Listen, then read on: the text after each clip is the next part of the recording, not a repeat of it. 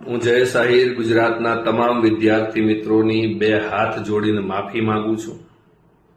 તમને પ્રશ્ન થશે કે સાહેબ તમે કેમ માફી માંગો છો?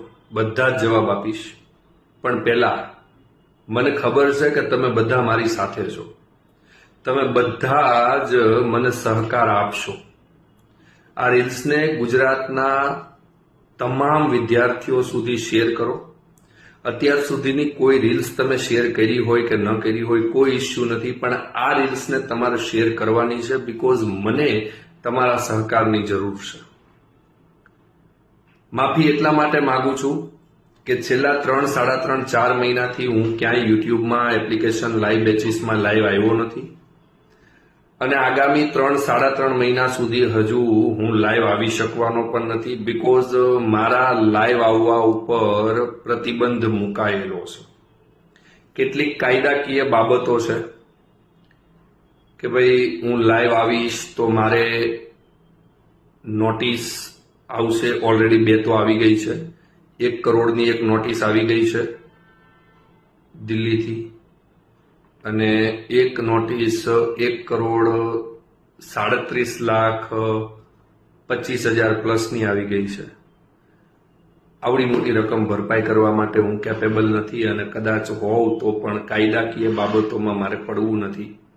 મેં એવું વિચારી લીધું છે કે આ મારા માટે બ્રેક ટાઈમ છે।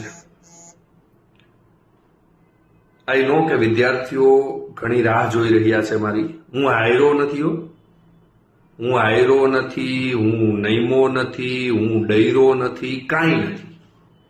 બસ શાંતિ રાખવાની છે આપણે। કાયદાકીય પ્રોસેસ છે, ભારતમાં કાયદો સર્વોચ્ચ છે, એટલે કાયદાની વિરુદ્ધમાં જઈને કોઈ વસ્તુ કરવાથી નહીં મને નહીં તમને કે નહીં કોઈને ફાયદો નહીં થાય। એટલે હાલમાં ઓફલાઈન એકેડેમીમાં વિદ્યાર્થીઓને ભણાવું છું।